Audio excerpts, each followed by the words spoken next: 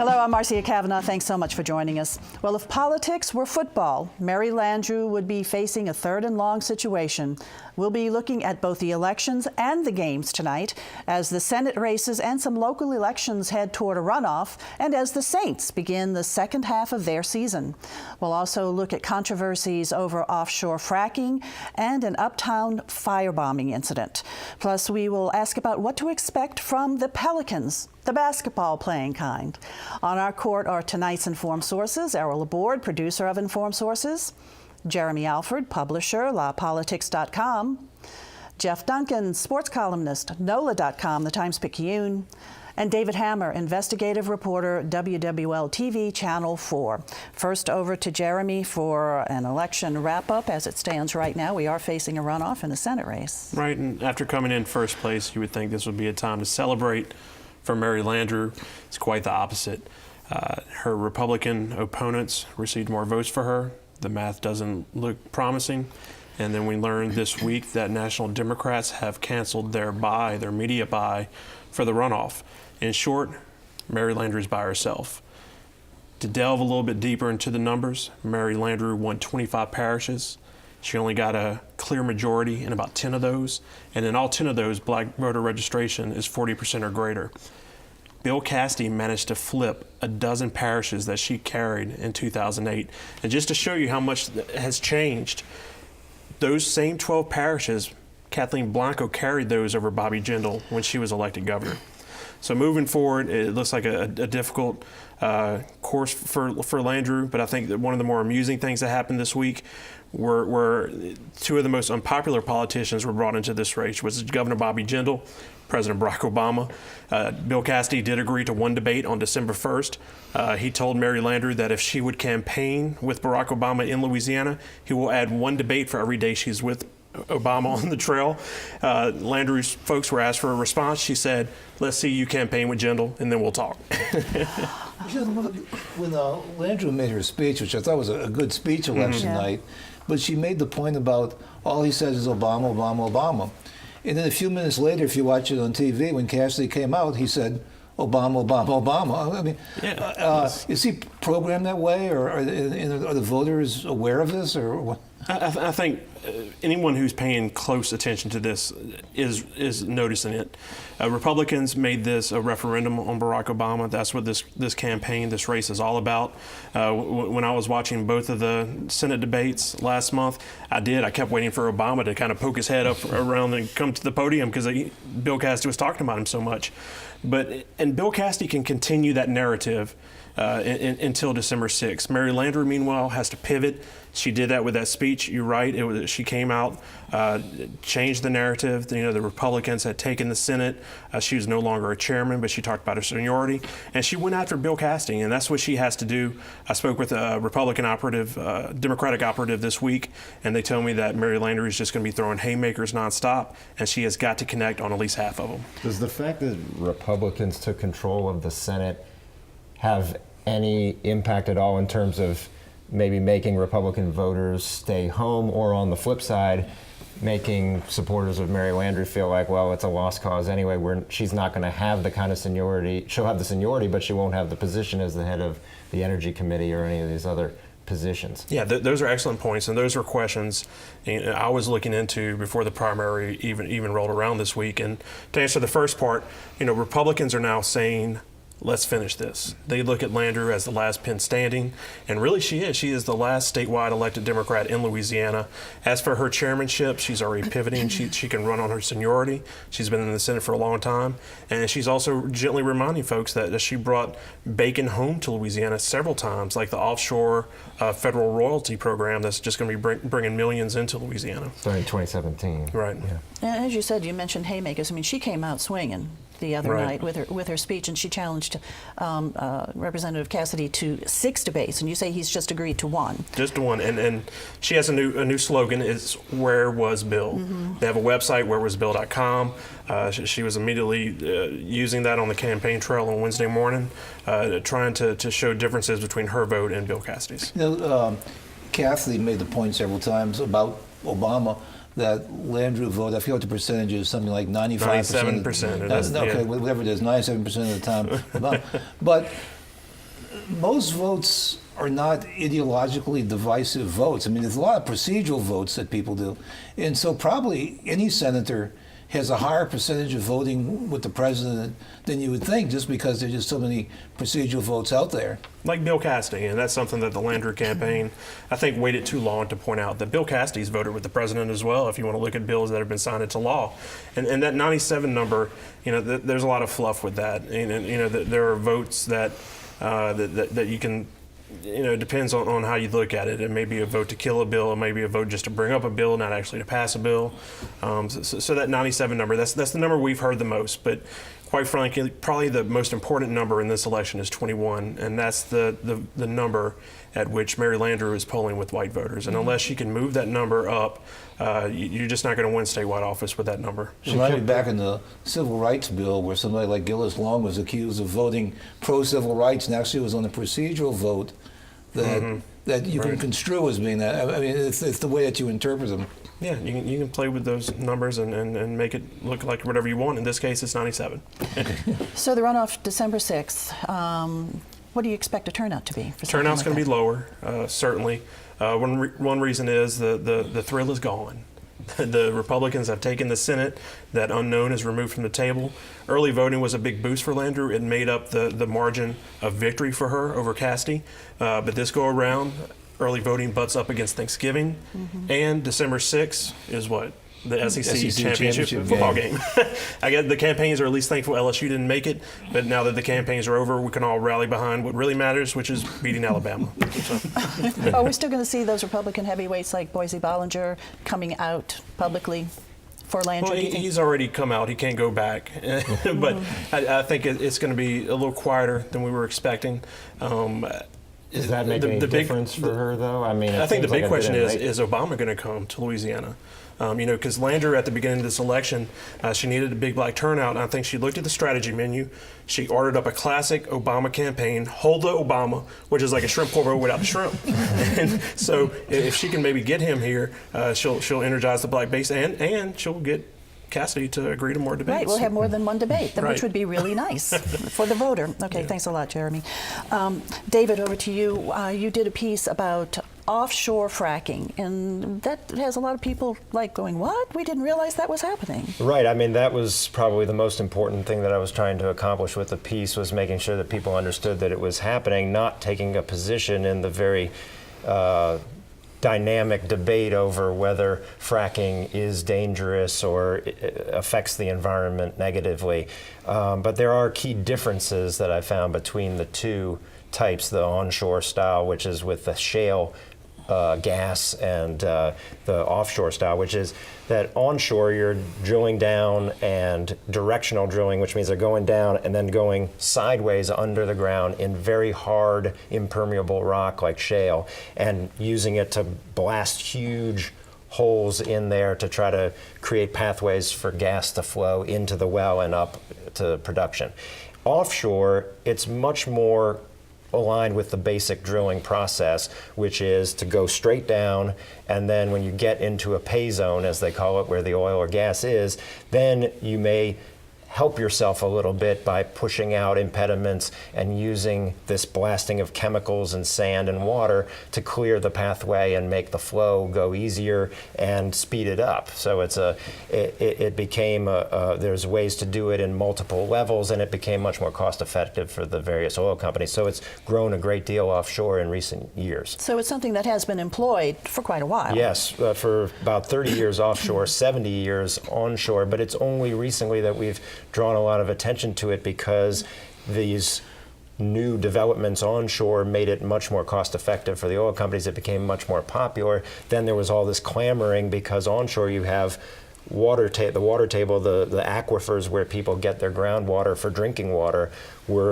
you have to drill through that. And so people were like, well, what effect is this having on our drinking water? There was concerns about injection wells where they put the waste causing some kind of seismic activity in places that didn't have earthquakes before, like Oklahoma. And so that kind of stuff caused us to question, well, what's going on offshore? And the real problem that we found is there's not a lot of information because the government agency in charge of tracking what's going on out there does not specifically flag fracking operations. And so when you ask for the information, it's very spotty information. But we did find a few that we were given access to, so we went offshore last week and visited some of those locations, and I'm out there on the boat talking about it. And you can see it at www.tv.com, right? Your stories are there. But the concern for offshore is the chemicals used in getting into the water? Right, so these frac packs, as they're called, they spit out essentially at high pressure these chemicals along with sand and water. And the question is, what chemicals are being used? There's acids, there's a whole list of them that are used onshore, but they're not really detailed in publicly available documents for the work offshore. And there's a general environmental impact statement that covers the whole central Gulf of Mexico that only makes kind of oblique references to it. And so environmentalists are saying, hey, you know, it's time to look at this more carefully and to look at what the environmental impact would be if, when the chemicals come back onto the rig and then have to be cleaned out of the water that's dumped off overboard, what happens if some of those chemicals get into the water? And the industry says we've been doing this for a while and we don't see any sort of problem. Exactly. Okay, thanks a lot, David. All right, talking Saints. Second season, and we're looking kind of good going into the second season. Yeah, I tell you, there's reason for optimism. You know, the team started so slowly this year, 1-3. This was a team that had Super Bowl expectations and aspirations, and I think starting 1-3 kind of threw everybody, not only the New Orleans Saints but the whole league, into a little bit of a tizzy. But they've righted themselves in this second quarter, went 3-1, and I think there's a great opportunity for them now. They have 3 games in a row in the Superdome. We all know how difficult they are for opponents to beat in that dome. They've won 11 straight games there. It's one of the longest, second longest winning streak in the NFL. And if you count just having Sean Payton coaching them in the Superdome, they haven't lost since 2010. So that's a great opportunity. They have 5 of their last 8 games in the Superdome. Of the 4 games they lost, 3 of them were really close. Correct. Dallas whipped them bad. But what happened? What happened in Dallas? Well, Dallas is a very good team. I think a lot better than everybody thought. And I think, frankly, maybe the Saints took them for granted. They just really defeated them soundly a year ago in the Superdome. No one really knew what to expect from Dallas. They're starting to level out. And that's another thing, I think, another good reason for Saints fans to be optimistic is no one in the NFC has really run away with things. Arizona's 7-1. But they're going to come back to the pack. They have a very difficult schedule the rest of the way. And the teams that everybody thought would be the contenders, Seattle, San Francisco, who comes in to the Superdome on Sunday, Green Bay, who the Saints thoroughly whipped the other night in the Dome. None of those teams have run away with it. But I do think that we're going to find out a lot more about the Saints in the next 4 games. I don't want to discount the win against Carolina, but that's a bad team that they beat, a team that was really banged up, that's going to struggle to win the rest of the year. I think these next 4 games, if the Saints can go 2-2 in these games, I think they've got a great shot. I think they're definitely going to win the division, but maybe get a better shot to get a high seeding in the NFC, which is critical for this team because they're so different the way they play on the road and at home. And we've seen in the past, this team's probably good enough to win maybe 1 road game in the playoffs. I don't think they're good enough to win multiple games and get back to the Super Bowl. Are they leading their division right now? They are amazingly leading it at 4-4. And this game this weekend is fascinating because San Francisco's 4-4, the Saints are 4-4. One of these teams, and those were 2 of the probably the more popular picks to win the NFC and go to the Super Bowl. One of them's going to be 4-5 coming out of this game. And under Jim Harbaugh, the 49ers haven't lost 5 games in a year. And since the Super Bowl, the Saints haven't lost more than 5 games. Somebody's going to be on a downward trend. You think the Saints could get a bye, get that second seed for a bye? I mean, if they hold serve at home, they'd be in pretty good shape. Well, now. people forget in 2006, they went 10-6 and got the number 2 seed and got the bye. It looks like one of those years, David, where everybody's beating each other. There's a lot of competition, but this team's very vulnerable too. I mean, they're playing much better than they were earlier. But they are very thin, like every team in the league. If they have an injury at, say, cornerback or at left tackle, just at certain positions, they're going to be struggling to win just about any game they play. What has been the disappointment with the team or the players? Well, the defense, I think, early on, now they've righted the ship there. Rob Ryan's done a good job of adjusting, but early on, they were looking a lot like the 2012 defense that set records for allowing the most yards in NFL history. And I think they've made the proper adjustments with Sean Payton's advice. I think what's happened is they've reined it in.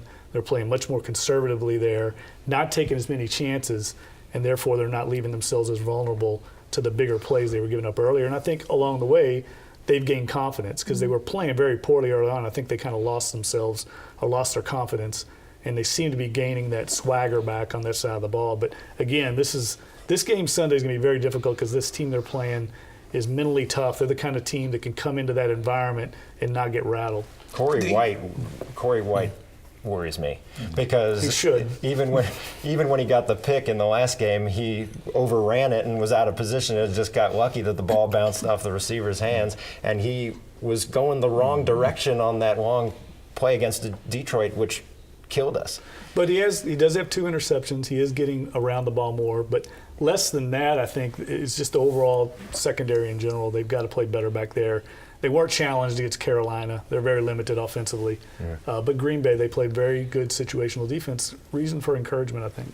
Do you buy the argument that Drew Brees has lost some of his arm strength? No, I've never. I think people were searching for a reason why the team was struggling, and that's common. What's the reason? And the very conspicuous thing to see is a long pass that might not be right on the money. I think he's proven that in the last couple of weeks. As Sean Payton said the other day, he's the least of the Saints' problems. All righty, Jeff. Thanks so much. A hard-fought victory, though, in the Dome this Sunday, don't you think? Could happen. I'm going to believe that it's going to happen, definitely. Okay, other elections, and we still need to talk politics. There's still more politics. Errol. Yeah. There were some local elections that were put into a runoff, or one that wasn't. But I just picked them out because they were interesting and just worth talking about. And a couple of judgeship races and the public service commission race. We can get the graphic up. There we go. Okay. First, this race. This is the famous Frank Marullo race, and this is the one that had the controversy where Marie Williams taped a conversation that she had with Frank Marullo, in which Frank Marullo mentioned the possibility of a magistrate position, didn't promise it to her, mentioned he was one vote among many, and as far as we know, did nothing illegal, but it got press coverage. I don't think it did much. It may have actually backfired because it's incredible that Marullo won in the primary with 51.3 vote. Now, in a sense, he lost also because of a constitutional amendment that would have done away with the age requirement on judges, that was in effect defeated, and so the age requirement stays, and so he may not be able to serve as a judge, but at least his last hurrah was a grand one to go against 2 other people at the same time this controversy was going on, and to just run a very impressive campaign. It may be that he'll be disqualified or not allowed to serve, and we may see these 2 people and other people running for the seat again fairly soon. And it may be that we'll see a legal challenge to that. Yeah, someone has to take action to get him out, right? It's not like a set thing, right? Well, I don't know what the court's going to do on this, and so, I suspect somebody will, So, anyway, in the other race we have, where are we? This is a really interesting race, and there's another angle we'll talk about in a little while. But Eric Scrimetta has been the incumbent.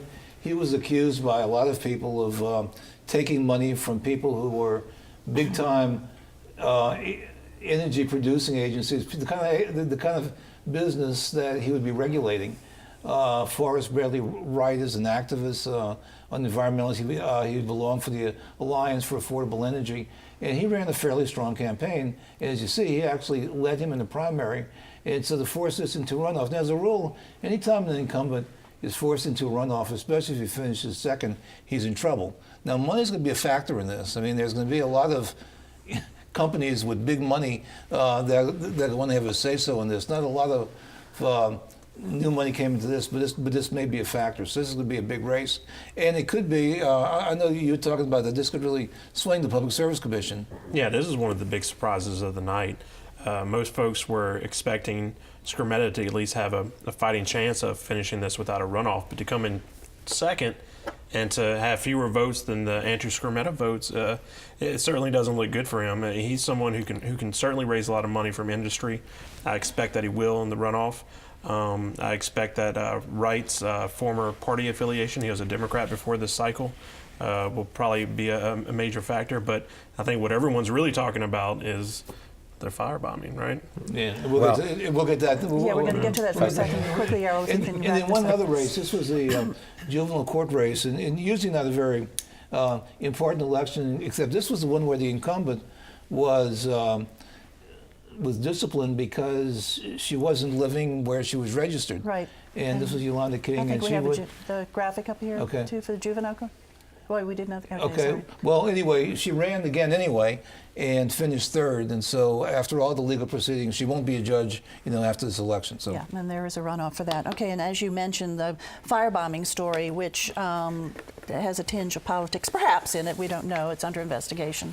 Well, there's a lot of forces at play here, and but the firebombing that we're referring to, in case anybody missed it, was that Forrest Bradley Wright's finance director, Mario Zervigon's house and cars were blown up, basically, or the cars were blown up, and then it spread from one of the cars to the house, and it was very clear that it was a targeted thing because you had one car parked across the street and then the other car parked next to the house.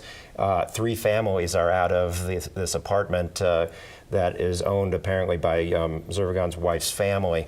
But the issue here is, was this targeted attack related to politics and related to current politics? Because Mr. Zervigon has represented a lot of Democratic campaigns in the past. But, we hear this conversation about the role of money in this race between Scrimetta and Forrest Bradley Wright, and it's already been a big issue. And that's precisely what Mario Zervigon was involved in. He was the fundraiser for Forrest Bradley Wright, and they managed to raise, a first-time candidate managed to raise almost as much, within a few $1,000s as much as this incumbent Eric Scrimetta. So that raised all kinds of questions, and the ATF has taken the lead on this investigation because of the political implications in part.